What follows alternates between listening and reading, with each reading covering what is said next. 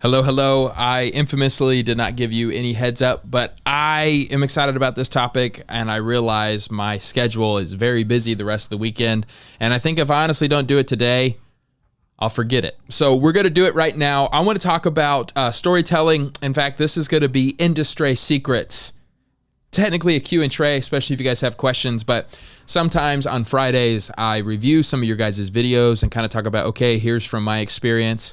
I'm creeping up. At this November, I will have been dabbling with vlogging and storytelling on YouTube for 5 years. How discouraging when you put it that way. You know, that's a long time. Not discouraging, but, you know, put in a lot of sweat hours.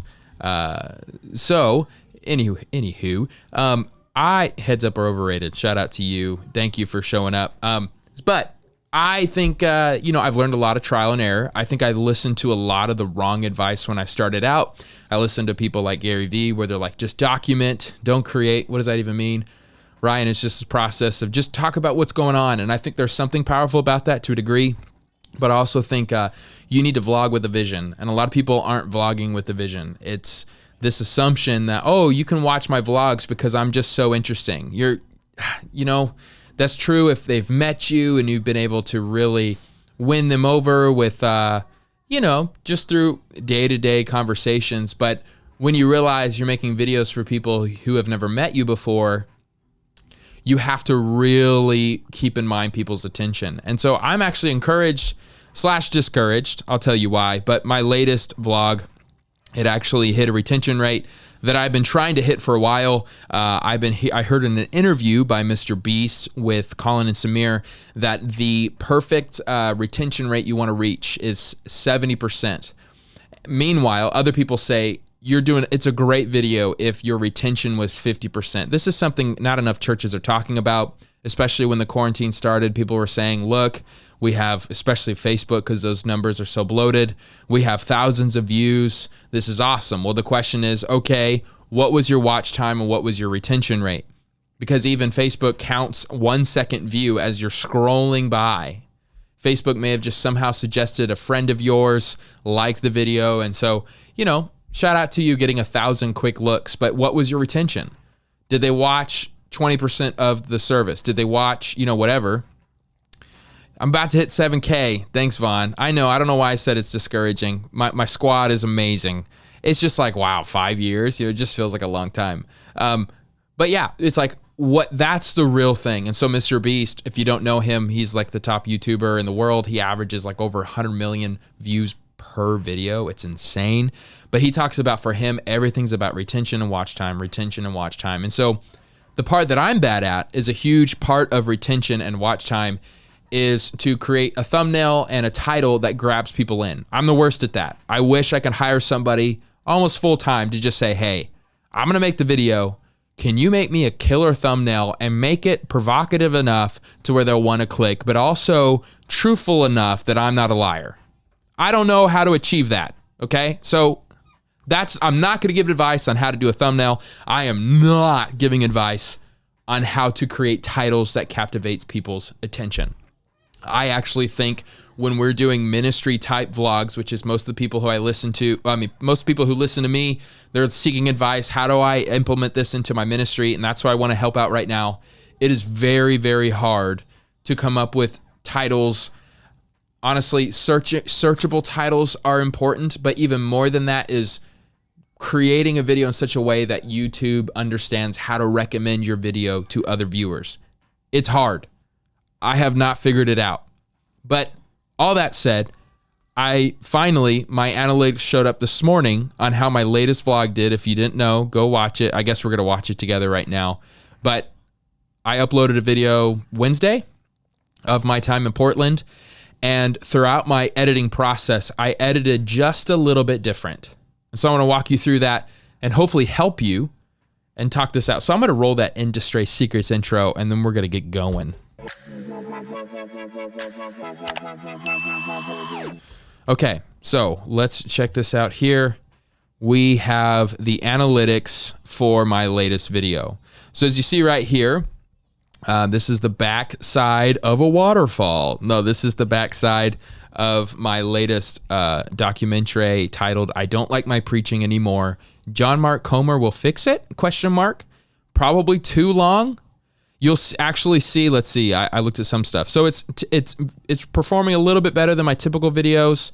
Don't judge me. This is about a little bit 33 more than normal, so it's not amazing as far as the people who viewed it. Watch time is good. The reason why this shows like the average, the reasons why it's like in the middle range is I typically upload videos that are 10 minutes long or even longer. This was just shy of 4 minutes, so I knew the watch time would be shorter, but I was really focused on the retention rate, and that's what I want to look at today. But look, I'm doing a little bit better than my last 10 videos, which is good. You'll see here recommendations. In case you're a new YouTuber, this is just really important stuff to look at, and I'm going to be completely frank. I never look at this stuff, and that is so wrong of me. So look at it. By the way, if you're watching, let me know you're here. Let me know where you're from. So YouTube recommendations, about half is from the recommended profile. And think about your own user behavior. For me, I just go to YouTube and I trust YouTube enough, which is terrible, totally against everything I preach about with, spiritual formation and being intentional. I just, press refresh and see what YouTube serves me. So half of the people who watched my latest documentary, they did just that. They're on the recommendation just on the YouTube app, and one of my apps popped up. This is what's interesting. Only 19% from the subscription feed. So people rarely now go over to their YouTube app and then click, oh gosh, I just clicked on a Ruslan video. They rarely click the subscription tab and look through it. Like they literally trust this process enough. Let's go, Aaron. It was good to meet you, man. Happy you were in the vlog. And what's up, Clint? I miss you, brother. So they don't do that. They just go to the home. And I'd be interested, let me know if that's what you do. Is that your user behavior? Because with that means even subscribe isn't as important as making sure people click the video and watch. According to Mr. Beast, what a very good video does is 70%. That's his goal on all of his videos. That is hard. Most people will say, man, if you hit 55%, you had a great video. Mr. Beast doesn't want great. He wants the best, right? And so he goes for 70%. Okay, so 19% of the views, just 71 were from the subscription feed. So shout out to my subscribers. External, I posted it on Facebook. So I'm imagining that's what it's talking about. And all these other data points. Okay, that's not the purpose. I don't want to bore you too much. I did read though, where is it? I saw it on my app that 80% of the viewers were subscribers, which is a higher rate than normal for me. Typically, it's like 50% were subscribers, 50% weren't. So what that means is I made a video that my subscribers appreciate. So that means this is why I follow Trey Van Camp. So if I make a video that pops, that does really well, but only like 10% were subscribers, it means I made something that maybe was clickable and is something that was viral for the moment, but my subscribers were like, that's not why I follow Trey. This is really, really important to do, right? And so just think that through. And I think it's important to do a little bit of both, right? To make some videos that just reach to a totally different, demographic than what you're reaching. But then it's like, okay, are you niching down if you're, so my problem that I've had, this is just YouTube talk here. My problem is I got a lot of subscribers from Disneyland videos. So I'm about to hit 7,000. What's amazing though is I gain subs and I lose subs every single day. And I'm just convinced every time I upload another Christian content video, another Disney loving fan goes, okay, Trey's never going to make another Disney vlog again. I'm unsubscribing. So really figure out, what do you want to do? You know what I'm saying? What are you creating? And so, it's very important for you to understand that. Anyways, I digress. So the biggest thing that I think most YouTubers should be watching, and let me know if you do, I'm going to be fully honest, because of just my workload, because of, I'm busy. I'm working multiple jobs. I'm trying to run a family. And ever since January of 2021, when I went down with the I have lacked some energy that I used to have, and I'm hoping to get it back one day. But because I lack that energy, it's honestly been a lot harder to produce things, and I thought my sabbatical would fix it. It hasn't. So there's that. So these little extra things that really do help you, I haven't been doing, like looking at your analytics and seeing what works and didn't work. So I'm going to do this together. so that, so key moments for audience retention is so crucial in making your videos. Okay. That's so funny. Live truth. Okay. You're out now. Yeah. I'm not the Disney guy anymore. I can't afford it. So key moments for audience retention. So the intro, it's like, okay, good. Are people watching past the 30-second marker? That's huge. So a lot of videos, to be honest. Oh, I got a thumbs down. Shout out to you. A lot of videos, they quickly, after like 5 seconds, they go really down. So what is it? You have to ask yourself a question. Okay, I did something right for this video because look, 81% were still in it after 30 seconds. 82% after 30 seconds. This said, what does this say? Because this little screen is, you can't see it, but I see another screen. 81% of viewers are still watching around the 30 marker, which is above typical. So now I can go and check and compare the other videos. Let's watch the first 30 seconds, and I want to share with you why I think more people watched it for 30 seconds, okay? All right. We'll just, maybe I won't interrupt, just leave it running for 30 seconds, and then I'll give you my thoughts. Comment your thoughts, please. So when I started preaching at 16, I thought I was great until recently. I don't like my preaching anymore, not like I used to. I can't stand watching it. And so I've been on this journey, like I need to get better at communicating. I'm gonna go. Okay, so I started music. I said I would play it through, but I still think this is more helpful just to talk about it now. I actually edited this first 12 seconds a lot. So I decided to do this. Kind of my theme I'm doing now is when I have this kind of backdrop, I don't know why I do it, but it's like I'm peeling back the curtain. It's something a little more personal. And it's not necessarily part of the story in the sense that like I'm experiencing it with you. It's me kind of giving commentary. So if you see this kind of, visual, I've decided this is my commentary visual. I guess that's the best way to put it. I'm calling it my confession couch when I'm sitting on the couch right there and my Jesus is better is showing in the background. So I'm immediately establishing an ache, which is actually something I learned at this conference. Here is my one-liner that I'm going to give you. You must establish the ache before you offer your take. Okay? I'm going to make a whole video on that, I think.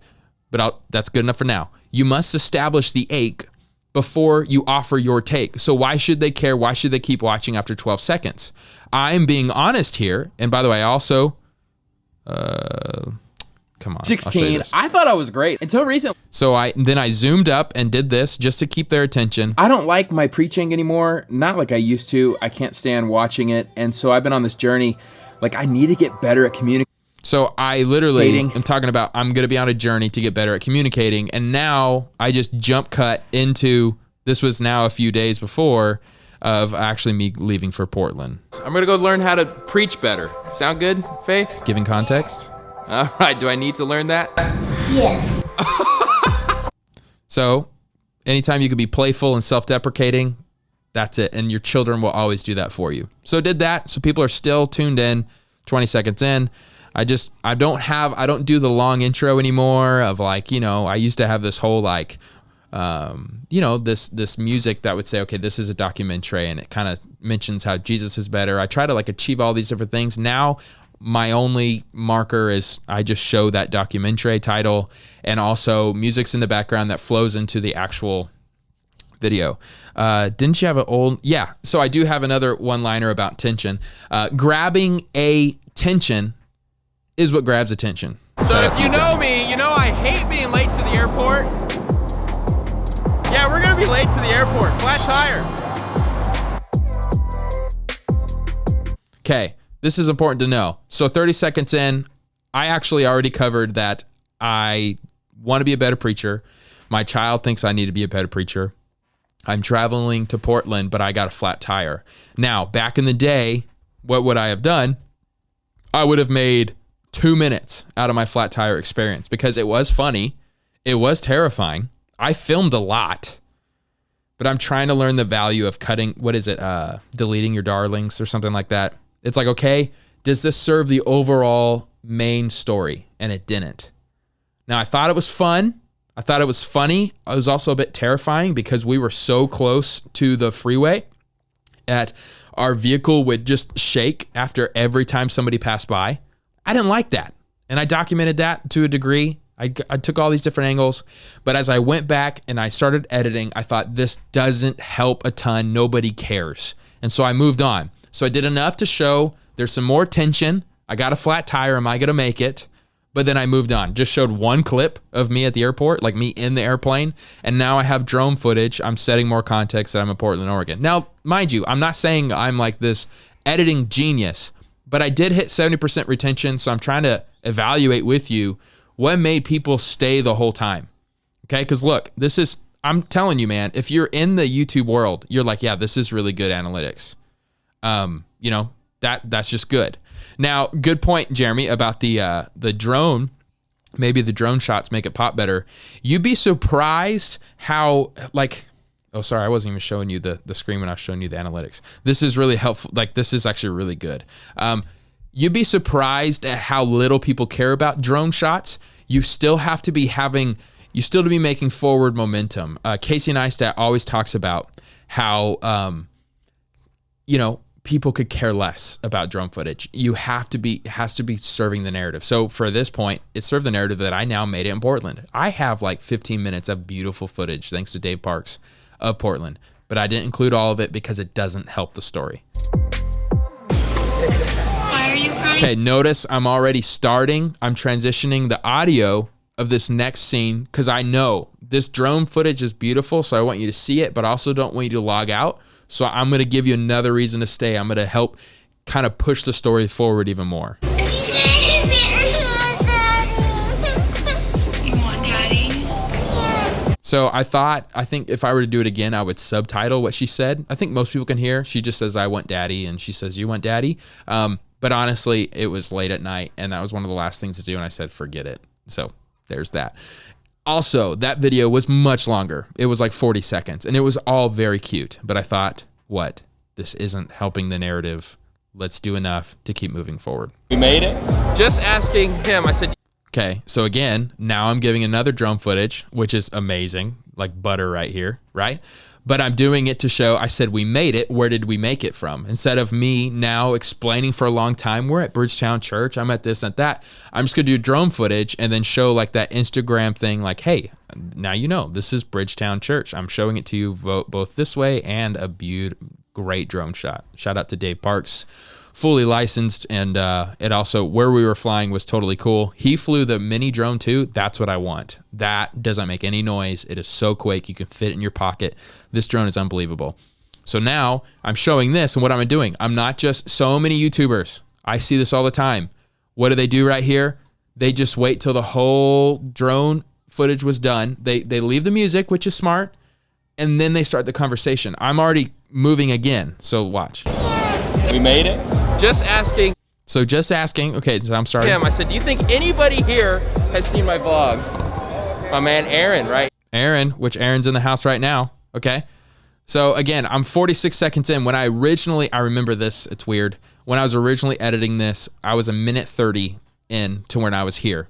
And that's when I started to stack things and move things around, cut the fat off of like my daughter Trinity's talk. This whole, what I just said about, I just asking him if anybody here knows me from YouTube. I originally just was going to show me doing that. I said, no, let's put that under a drone shot. All this stuff is really helpful. I got home and my wife stole the sticker.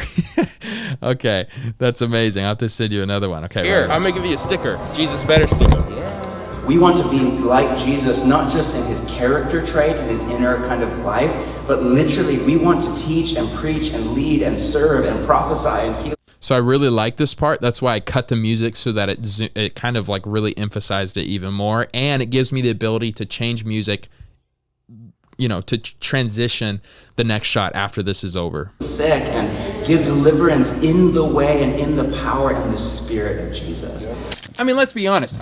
I didn't know how else to cut, so I do have that, just that, it just kind of is an easy way to transition. I don't know. I like it. I think objectively I've gotten better at communicating, especially since I was 16. So really reality has set in, which is good.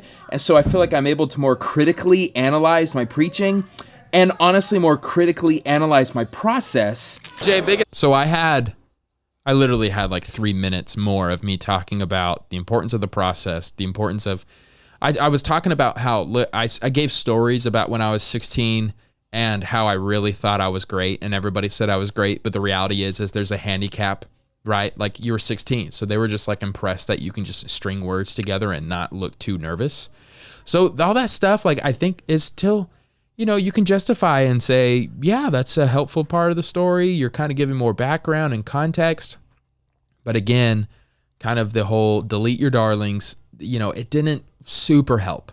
So I decided to just go as a shorter vlog this time. Again, I don't know. I'm not saying this is the perfect vlog, but I hit over 70% retention rate, and that's why I'm pretty pumped about it. Also, instead of me saying, this is Jay Stovall, I just put his Instagram handle. It just makes things so much easier and moves things faster. Shout out to Jay. He's on my Patreon. Shout out to those who are on my Patreon crew. Oops, I just said subscribe. No, do supporttrey.com. He's legit. All right. Takeaway from the morning sessions. Everything. Absolutely everything. By the way, if you're wondering where I got this from, Peter McKinnon has a bundle that, what do you call it? Just go to Peter McKinnon's store, and he has a bunch of these transitions graphics, Adobe Premiere graphics for sale. That's where I got that from. Super helpful. And it felt a lot longer. I wonder what that means. Is that a good thing or a bad thing? Do you feel like, because a lot of stuff was packed in? I'm interested in that. Yeah, let me know, Anthony. I just saw you posted about Comer the other day on your blog. Anyways, okay, let's keep going. Morning sessions.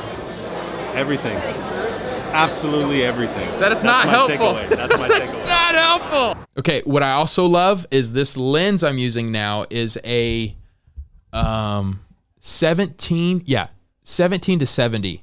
So what's amazing is for so long, I've only had a wide angle lens, which is this one right there, and then a 50 millimeter lens, which is over there, and it's really zoomed in. So you want to do a lot of shots that are wide, but then also zoomed up.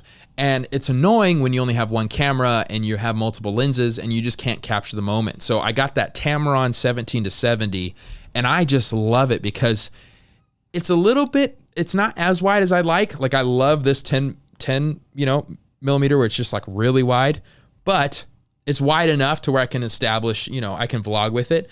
But I love how I was able to zoom in on his face. It just gives variety. So shout out to that lens. Very grateful for it. Absolutely everything. That is not helpful. That's my That's takeaway. not helpful. It's challenging because he mentioned. So this is the part I was worried people would hop off on. Okay, so I said it's challenging, so I'm mentioning another tension to go along. Let's look. Minute 30 right here. Okay. Wow. It doesn't ever drop till 2:18. We'll see what 2:18 is. Oh, cool. Thanks, Anthony. Yeah, that's really helpful. Okay, let's see how long this is. There's a little bit of a drop off, not much at 2:18. Let's see what happens at 2:18. And preparing on Wednesday for the sermon that's in 10 days. Yeah. And then on Thursday, right in I was also very bothered by the beeping. It was the drone behind me, but it is what it is. one that's in, 3 days. Do you think you can ever do that? I'm trying to figure out if I can write one every week, so you tell me. Well, then he also said when it's a series, like he's gone away for a week and just does studying. And the thing is, So I thought this drone shot, which straight up Dave, shout out to him. This was like live, right? You can tell I'm holding the phone right there. I thought it would help kind of give a little more energy. I was very nervous that people would log off right here, but I knew I needed to get this concept said. So that's why I threw in the drone shot to kind of add variety and hopefully keep people's attention, which according to the analytics around 153, I still had their attention. Your attention, possibly. I love that part. I love getting a bunch of books and researching and writing everything down, highlighting, earmarking. Yeah. But I never have enough time because Sunday's always coming, Okay, so the typical, I guess, I'll stop bagging on other Christian YouTubers. The 5 years ago Trey would have finished that whole statement, then started the drone shot with music. But instead, I'm still talking. Bunch of books and researching And then writing everything down, I'm showing the highlighting, drone shot, earmarking. right? Yeah. But I never have enough but I'm still time talking. because Sunday's always coming. 4 seconds, 5 seconds in. But this is my way to transition. I also, why I showed this, low key? Why I showed that? To prove to y'all that this was our own drone footage. I didn't take this off a website. I just thought that's why I did that. This was a time lapse off my iPhone. I went straight to the hotel the first day, and I just put my phone on the window and pressed time lapse. And I had this. I thought it's solid. I wish there was more clouds and stuff, but there was no clouds the whole time we were there. So it is what it is.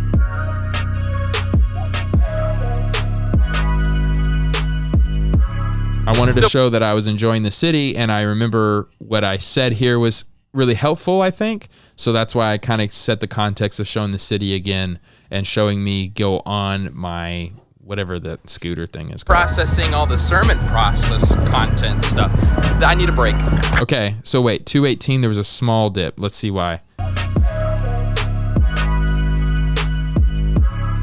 Still processing all the Okay, let me see where. Yeah, I bet you this was the longest period I had of just music with no underlying audio. I think that's the reason. Let's look at this again. Let's see how long it is of nothing talking. Because Sunday's always coming, you know. 205 is when it starts. Nothing beneath except music. No sound effects either, just music and drone footage. I probably could have added the motorized vehicle, you know, that sound, or the train sound would have kept people's attention. Okay, so they gave me a solid 12 seconds and they're like, there's a possibility. Let's see. Okay, it dips and then goes up again. Here's what I think happened. Let me know if this is helpful to you guys. I think what happened is they did the 10-second skip, because look, 216 and then back 10 seconds later, it's back up again. I think they're like, okay, this is a typical YouTuber showing a long montage. I don't care. I want to know more about the story. So I'm encouraged. They skip because they still wanted to know what happens, but they were uninterested in the drone footage or the B-roll. So something to think about, right? So it's like, okay, it's almost like never have B-roll footage without any kind of A-roll, meaning any kind of voice to move things forward. When I was editing this, I thought about including a clip from Comer or Tyson or Bethke, and just the audio wasn't as good as I wanted it to, and I honestly couldn't think of something that was that brief for 12 seconds that would help push the story forward. So that's why I did what I did. So lesson learned, right? Don't let that go on long enough, you know? And again, I didn't have a huge drop off. It went from 73% to 68%. So most of you stayed with me, but it's still something to know. Okay, I won't do that again. Seeing all the sermon process content stuff. I need a break. Okay, so to capture people's attention, this is all on an iPhone, which is fine, right? But I was shot it in 4K. So because it was 4K, it was 50%, and then just to keep your attention, I then zoomed it up to like 80% right here. Process content stuff. Right there. I need a break. And then I went back, watch. 50%. And I loved that. Maybe this is just a little thing, but I thought the sound of the break was a perfect way to act like the song was done, and it was like, it was winding down the song. Listen. I thought that was cool. This doesn't let you use one Zoomed hand. up again. Go. Zoom out. Break. So I think, I don't want to, okay. I think, it's good to add a little bit of playfulness. So that's why I kept in it's still a story, right? It's still me enjoying Portland. So I kept that part. Some of you are like, you're analyzing this way too much. I don't know. I've been doing this for years, right? By the way, show yourself love, I liked the video, so I liked it. Look, I'll do it again. All right, here we go. Break. So I just put on here, this is also a Peter McKinnon preset, my fanboy moment. That way I didn't have to give some audio, but I also felt like it was a little disjointed if I didn't give any context. So sometimes just using words gives enough context. I just want to say thank you. It's such an honor. I learned about your teachings in late 2019. Okay, I'm interested in this. Let's see. Because I feel like this was kind of boring too. Okay, a little bit of drop off again because you couldn't really hear me. And again, I would have done subtitles, but I was too tired and I wanted to press upload. Okay, so I planted my church in 2016. Wow. And it just radically changed my soul. Health. Yeah. Wow. Yeah, so you can't really hear anything right here except him going, wow, which is nice. Okay, so 251, I'm starting the music up again. Let's see what. Yeah, because people were already kind of a little bit tapped out. Again, these are still really good retention rate. I mean, I'm talking just a few percentage point differences, which is helpful. But again, it's to know. Okay, let's do better.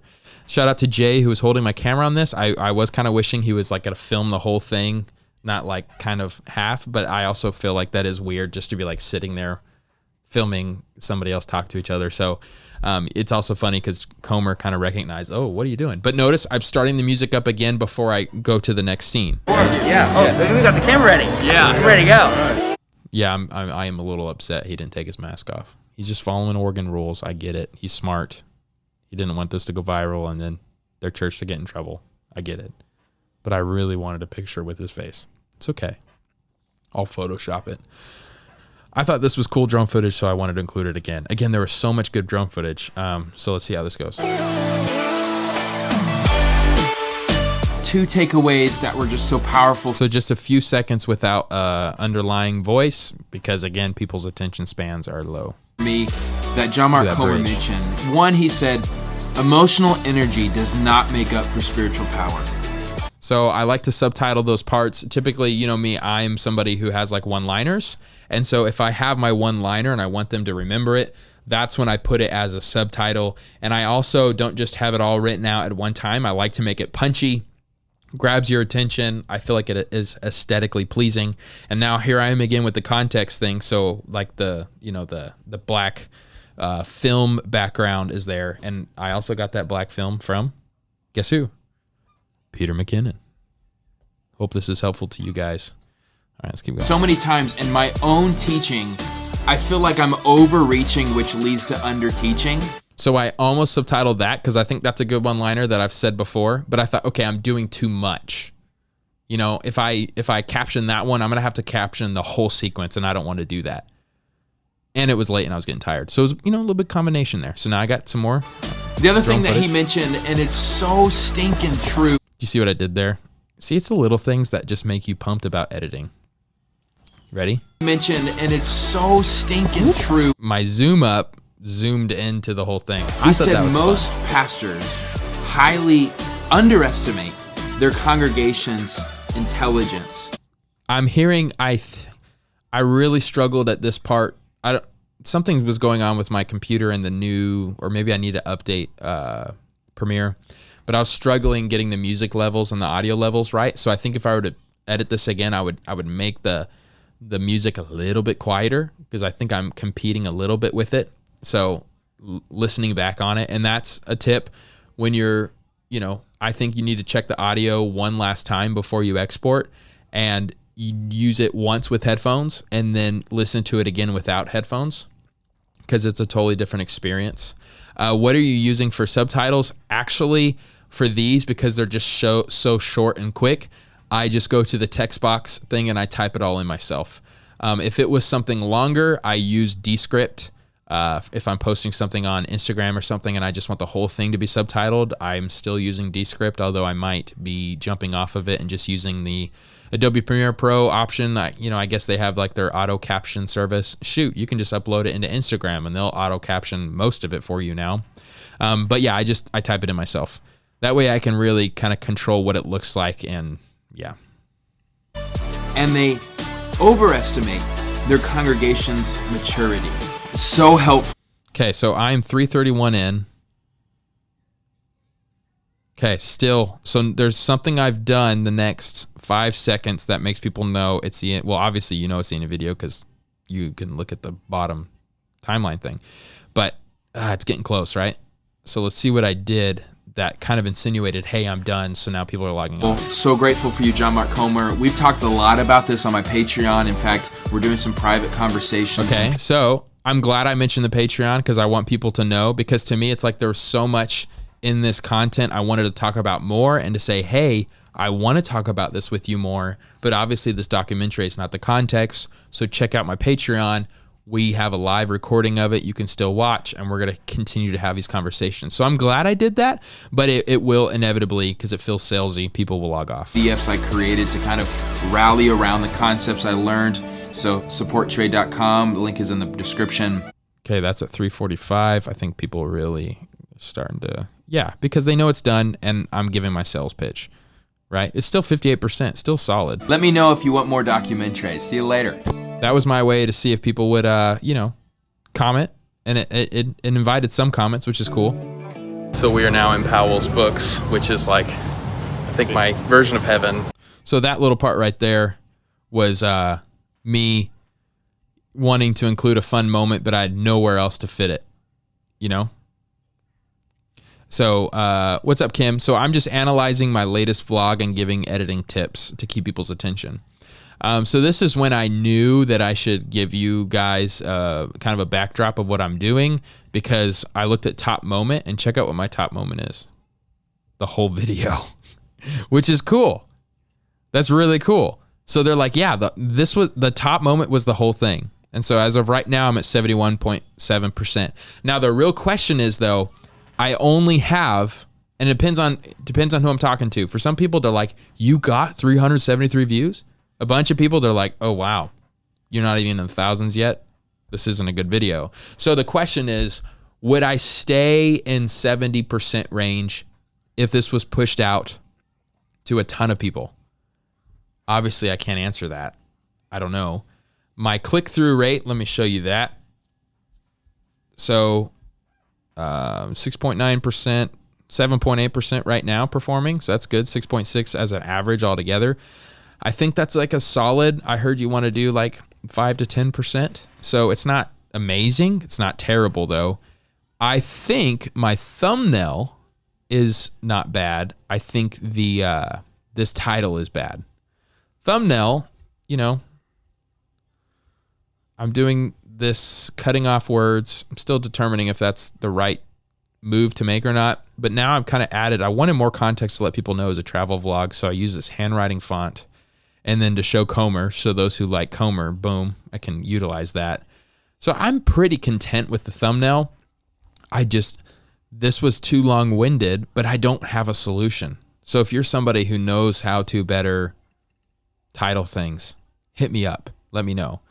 And then honestly, for some of y'all, if that's like your gift, don't support me at supporttrey.com. Support me by just saying, hey, here's a better title. Like that's worth a lot of money to me, okay? That'd be the biggest blessing. I also am learning just to give a little bit of context here, just so that it'll help with keyword search and so people know what's going on. So I don't know if you guys have any questions, but that's kind of the overall overview of my vlog, and I'm grateful for it. And thank you for those who encourage me to continue with documentaries. I miss them. They're fun. Life's just a little bit more boring because, you know, things are closed and we just don't travel as much as I used to. So all that, but I'm trying to jump into it. So I appreciate you guys spending time with me. I hope this was of some value to you. Storytelling is so important. Assume that they can't wait to log off. So you have to keep doing something to keep their attention. And it's not with a long drone footage. It's not even with like some funny moment, like getting a flat tire. How does it serve the narrative? Story is king. Make sure you're pushing that along. Show some fun, you know, personality in it, but not too much. There's so much, man. But yeah, again, I'm not acting like I'm the expert, but so if someone pauses your video and picks it back up the next day, how does that affect view rate? I think eventually it makes it okay. I heard if you pause and then start, they'll remember, but I think that day it'll look lower and then it'll come back. Maybe just John Mark Comer fixes my preaching. I thought that, but then I thought, how big of a name is John Mark Comer? He's not that big of a name. So I didn't know if I wanted to start something with just a first name, but I think that's good advice. That's good advice. Oh, sorry, Burgers and Bibles. I'm about to head out, but yeah. Shout out to you, Brenda. Thankful for your support. Thank you for all you guys' support. Thank you guys. Well, that's it. I have to go help a new church member move. So that's what I'm doing with my life. Grace and peace to you. Hopefully that helped you. Send me your latest vlog when you put these to practice. We'll see how it goes. All right, see ya.